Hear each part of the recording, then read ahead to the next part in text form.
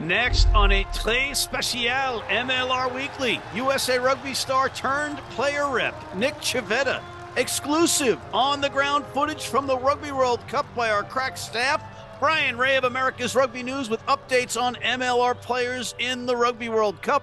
And Rugby Morning's John Fitzpatrick with Major League Rugby moves, trades, and queries. Rugby Wrap-Up's MLR Weekly brought to you by Sheehy Auto Stores. It's easy at Sheehy. The Pig and Whistle, New York City, the world's best rugby pub. And Lean and Limber, stretching your way to a healthier lifestyle.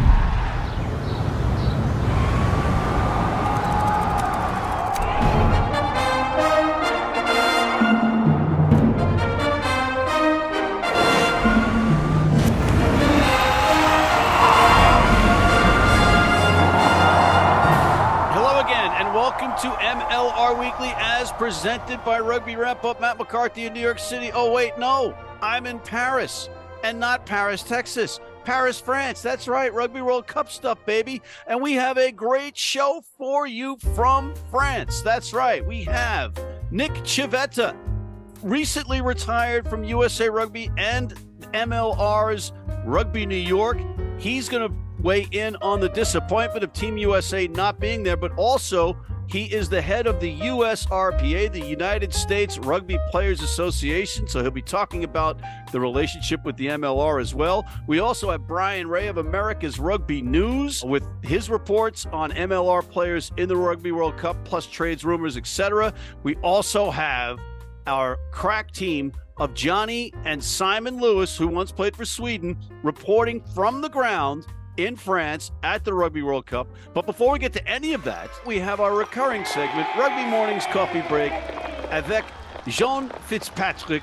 Jean, bonjour, mon ami. Bonjour, Monsieur McCarthy. Oh, boy. Oh, man. Oh, boy. Have you something for us? Avez-vous quelque chose pour nous? My apologies to all the French-speaking peoples of the world. Let's move on. What, for my French or yours? Clearly my French. Thank you. D'accord. There's been a number of re-signings across Major League Rugby. Matt, why don't we start in the Western Conference where the Houston SaberCats, they have re-signed 8-man Gideon Van Vyk. Moving on, the San Diego Legion, they've announced that they've re-signed 4 more players. Prop to Justice Sears, Nate Sylvia, Luke Green, and Tion Lutz. But wait, there's more. The Seattle Seawolves, speaking of Rugby World Cup, they have signed Namibian international wing fullback Devon Rousseau. Big name for those international rugby fans. Yes, indeed. And I'm just wondering how much loot Tion Lutz is getting in San Diego. Next! Let's move to the Eastern Conference where the Chicago Hounds have signed former Ireland wing Dave Carney. What do you think of that, Matt? No surprise, right? Just great, and maybe he can lure his brother Rob Carney out of retirement, out of the broadcast booth over in Ireland and the World Cup, and join him in a back line. But great pickup for the Hounds. Next! But in case you missed it, the Hounds have added to the pack. They signed former Seattle Seawolves flanker Ben Landry. I thought Ben Landry had retired for MLR, but apparently not. Who said on this very show, when you said that Ben Landry had retired, that I said he'd go back and work on the farm for 5 minutes before he got back into the MLR? I said that on this show. Broshan! There goes that plane. Nola Gold, down in the French Quarter, kind of. They have re-signed center JP Duplessis through the 2026 MLR season. I like what you did there. You brought up the French Quarter. Où est la bibliothèque? Broshan! I think that means next, so I'm just going to roll with it. Old Glory DC, they've announced they've re-signed fly half fullback Mike Dobulis, better known as Chicken. Chicken! And New Jersey's finest, I just might add. One of my boys, a Jersey boy, great player. He's been dinged up a few times, but he's hard as nails. He could also play the wing, fullback, fly half. Very, very valuable player. Good to see him back.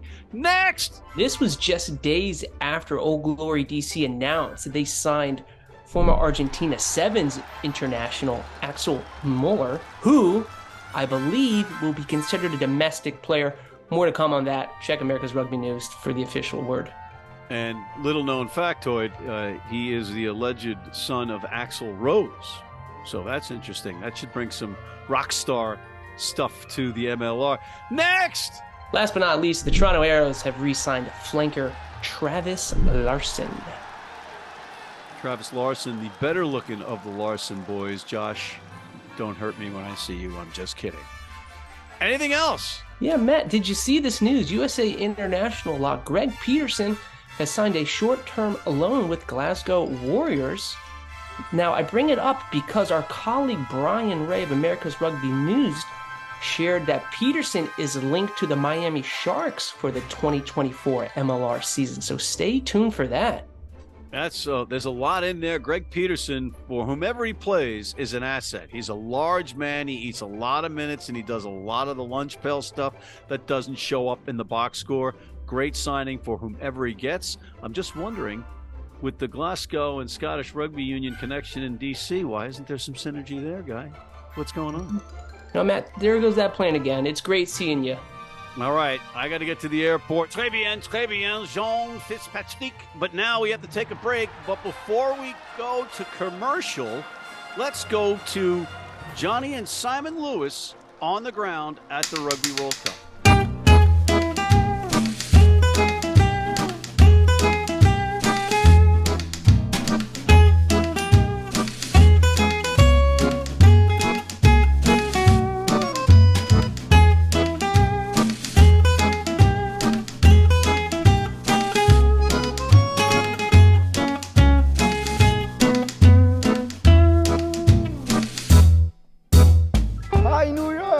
How are you? When here in France, you gotta visit definitely Lyon.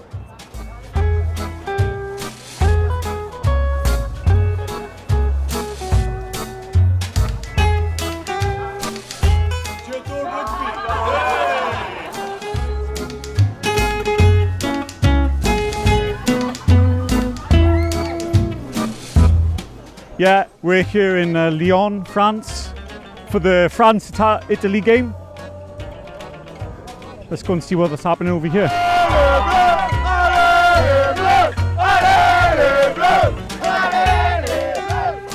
How are you feeling about tonight's game? No speak English. Yeah, actually we're here in the village, in the city center. You can see people around having fun, have a couple of drinks, of course. And I've got a few fans here from Italia. Say ciao, ciao boys, hello. So how are you feeling about the game this evening? You got a good chance? What do you think? I think it's going to be hard, but I mean anything is possible. Actually, we will go to the final. Italy will get to the final. No, we will. Yeah, you France. will. So you would rather meet South Africa or Ireland in the quarterfinal? Or Scotland? Or Scotland. Scotland will be really good. And who's been your standout player so far in the tournament? Tommaso Menoncello. Yeah. My heart would say Dupont because we got a really good team and also a really good bench. Yeah. That's our strength, actually. Yeah. So. And I'm joined with a German fan.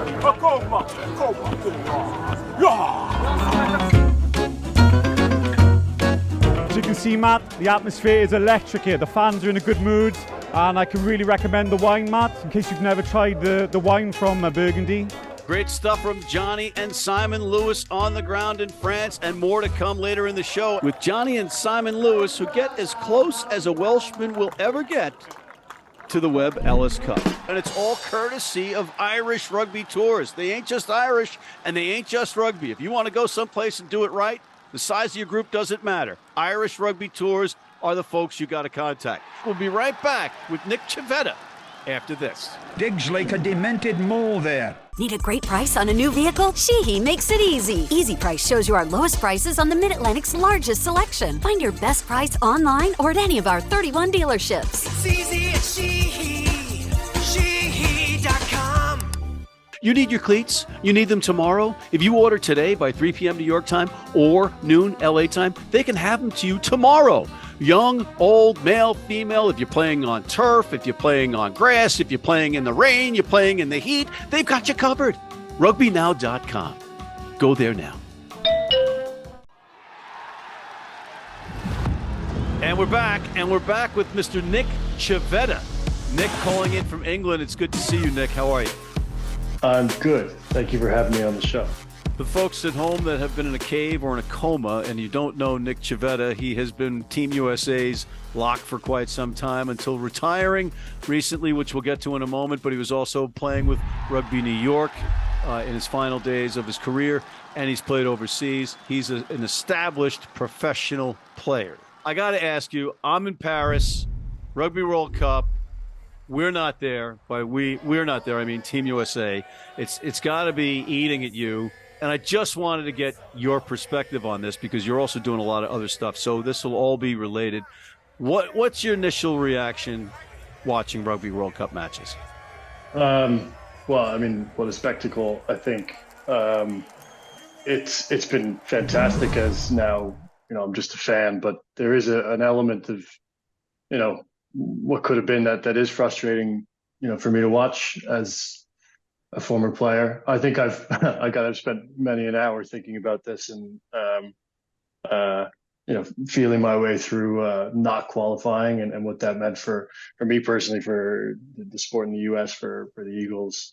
But to be honest with you, watching rugby, I'm very impressed with Portugal as a team. I think between the sort of three teams that we were unable to qualify against, they absolutely have been massively impressive, and they're able to do that, being three-quarters semi-professional, which makes it even more impressive. I was so thrilled for them to get a win over the weekend in such dramatic fashion as well. And it just shows that they got their preparation right over the last year and a half. So hold on. I want to ask you. So, because you're a bright guy, what happened with Portugal that made them click like they are? Is there a magic sauce? Well, they're very fit.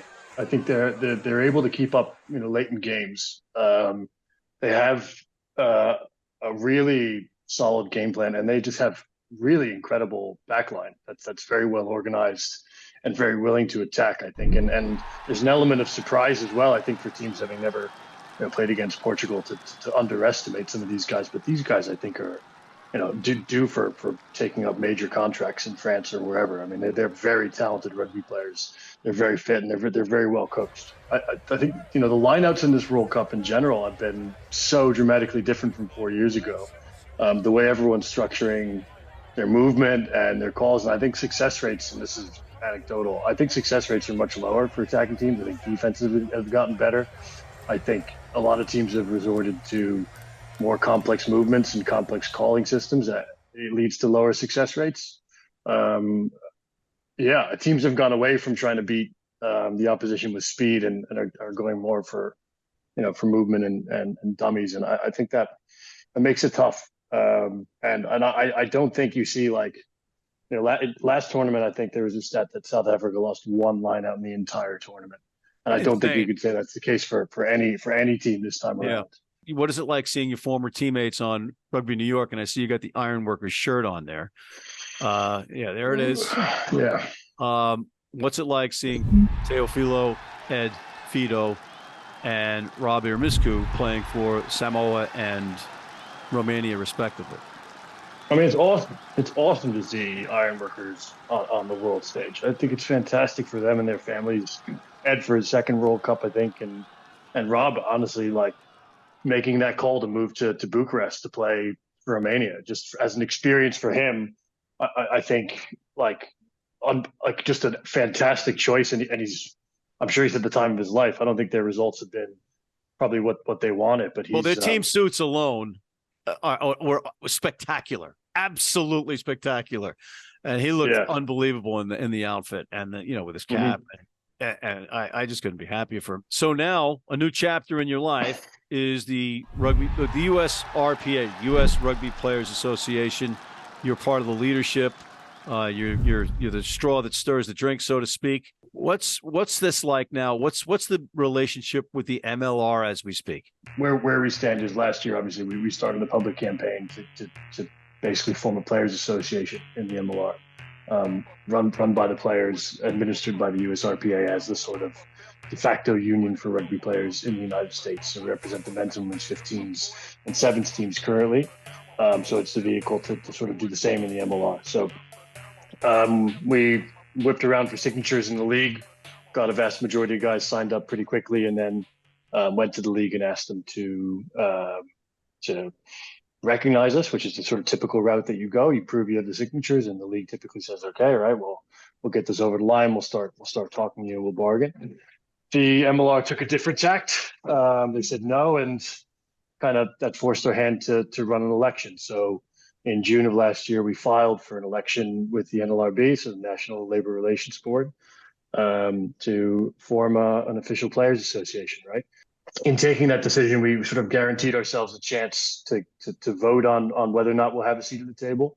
What we might have underestimated, which you should never underestimate, is the speed at which the U.S. government bureaucracy works, where I think the timing of the election was always going to be sort of out of our hands. But what we've actually ended up with is today, of all days, the day that you contact me for an interview, because your finger is on the pulse, sniffing away.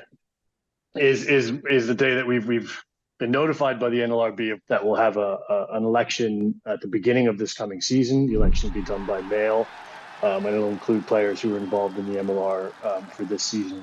You're voting to either unionize or not unionize, depending on the number of votes that you get. Yeah, I think it's honestly the result from the NLRB is fantastic, because I think the idea of voting in person at 13 different locations around the U.S. and Canada is probably daunting for the NLRB to undertake, and logistically pretty challenging. So for us to be able to do it by mail, for everyone to vote in the privacy of their own homes, to have a couple of weeks to get it done as well from the beginning of the season. I think it's going to create a situation where we get the maximum voter turnout possible and really get a chance to state our case, for the players to state their case as to why they should have a say in the terms and conditions of their employment, rather than continuing to not have that say. How far apart are you? I don't think we're too far away from what from the league in terms of what the improvements we want to make. Interestingly enough, there are some sort of free agency, sort of unallocated, unrestricted sort of clauses, allowed within MLR rules. That happens after a certain number of years played in the MLR. So that's not quite as big of an issue potentially, but things like contract security, yeah, absolutely something we want to worry about. We get messages every week from guys who get cut who say, "Hey, I had another year in my contract and I've just been cut for no reason." Why is that happening? Like contract security, the employment clauses within contracts, absolutely something that we'd be looking to work on through a collective bargaining process. Healthcare is a big concern. I think it's something that we understand that the league can't just fork out and afford right away, but a path to it is equally as valid. With the understanding that any negotiation involves a give and take, right? So I think beyond that, there's the sort of pretty clear overarching idea that you have a much better opportunity to be better off if you have a say in how your contract is structured, how the minimum standards sort of are crafted, right? Then the counterfactual, which is right now you have no say, and you're seeing that on the margins, guys are not being treated particularly well, right? On the margins, guys on APC contracts were making 15 hours of for $15 an hour for various hours per week, are not being particularly treated particularly well by the league, having to sleep on a couch in the owner's at the owner's house out of the goodwill in his heart. But like how can you potentially be a young player making $15 an hour thinking that like I'm going to be a professional rugby player in the United States, this is a viable path for me to follow, right? Like how are you going to make it? How are you going to make the case for young guys like your Connor Buckleys and your John Powers of New York and hundreds of other guys around the country who like really desperately want to be a professional rugby player, who are good enough to be in the MLR, but just like have college degrees and have job opportunities and good college degrees that can get them a good job opportunity. Yeah, exactly. How do you make the case for them to be like, hey, like I'm good enough to be here. Like let's make it viable for me to become an Eagle, for me to pursue a career as a rugby player. How imperative is it for Team USA and the MLR USA qualifying for the next World Cup. I think better alignment between those two groups. It seems forthcoming. It seems like there are steps being taken. Sort of, this USA Hawks program is a good step. The more time that we're allowed to spend together as a national team, we're in a situation now where your national team players, they play in the MLR. On balance, 25 out of the 30 guys who will make up, your 2027 Rugby World Cup qualifiers team, they're gonna play in the MLR. You have to get those guys together for a long period of time every year, and that has to be done in conjunction with working between the MLR and USA Rugby and World Rugby, and they have to make it happen. I can't sit here and tell you how exactly it's going to happen. I think when you play a 6-month season and go straight into internationals, it can wear on guys. So that there needs to be, some sort of bargain period where, MLR-based players, have the time and space to prepare for internationals, and USA Rugby can provide the resources to get guys together for long periods of time.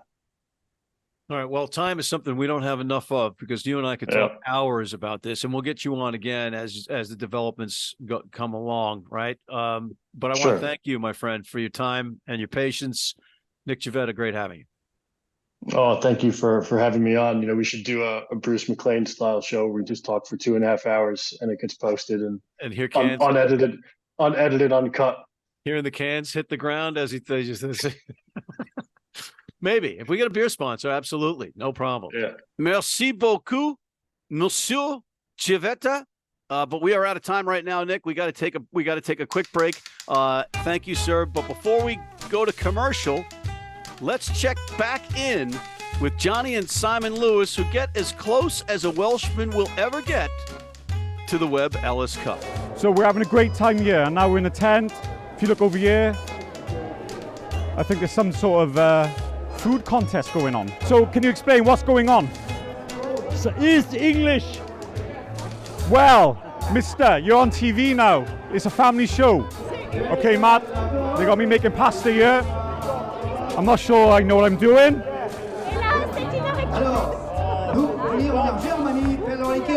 So can you tell us why you're supporting Uruguay? For start, they're outsiders, of course, and they need support from all around the world, and they have quite a passion.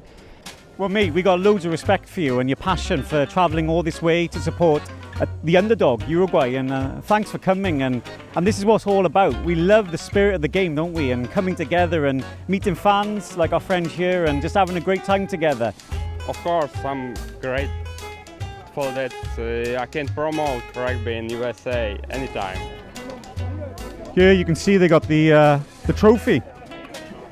This is what everyone's fighting about. And 2031 World Cup will be held in the US of A. So this is the last time it's on European shores.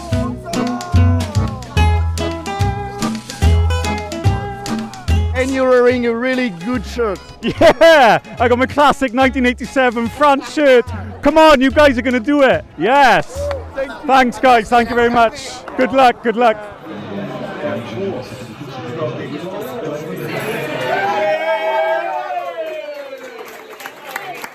Great stuff from the ground in France by Simon and Jonny, again, courtesy of Irish Rugby Tours. They ain't just Irish and they ain't just rugby, so check them out if you've got to go someplace. That's what we did. I wouldn't like to be at the bottom of that. If you're in New York City and want to watch some great rugby, have some great food, and some great times, go to the world's best rugby pub, the Pig and Whistle on West 36th Street.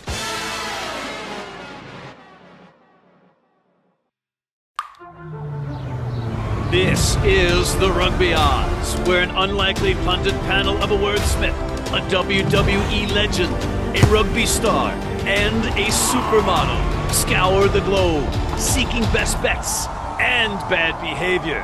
Are you not entertained?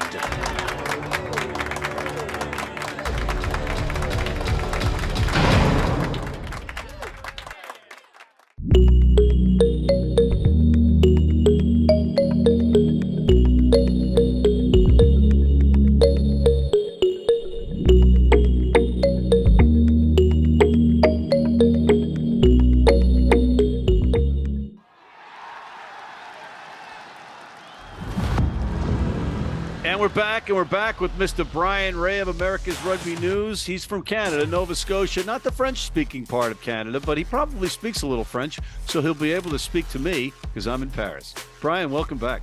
Oui, c'est an honor to be here on the Rugby Wrap-Up. You sound like Gilles Villemure or somebody getting an interview as a backup goalie coach for the NHL. What was that? Well, I'm sure Mr. Fitzpatrick let you know in the news that this fellow is heading to Seattle. That is Devon Rousseau, Namibian wing fullback who is joining a few of his teammates in Major League Rugby. Great pickup, Super Rugby veteran, and just thought he had a respectable performance for Namibia at the tournament. They were outgunned most of the time, but a good pickup for them, and certainly welcome him to Major League Rugby as a quality player.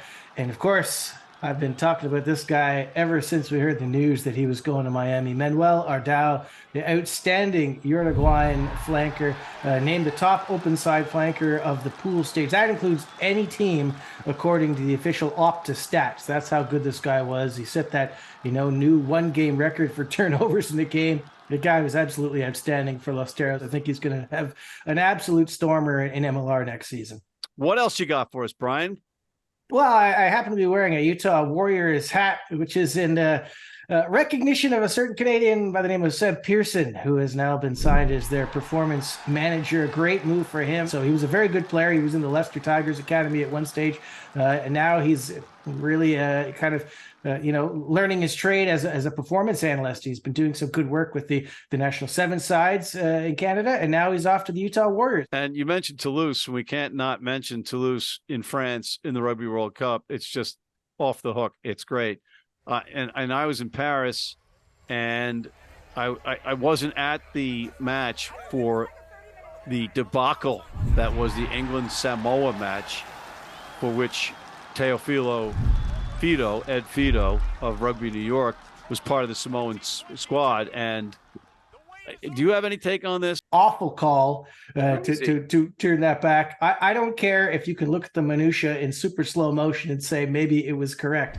The fact is, let's get on with the game. The call was made on the field. The thing was kicked.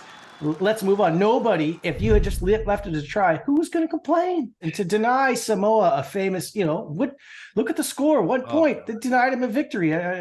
He would have been the biggest victory in Samoan history, just about. Okay. All right. Well, on that note, we're basically out of time, and I just wanted to say ouvrez la fenêtre to you. Sure. Bien sûr, Monsieur McCarthy. My God. Oh. Is that like for sure? Bien sûr. Yes. Oh my God. Oh.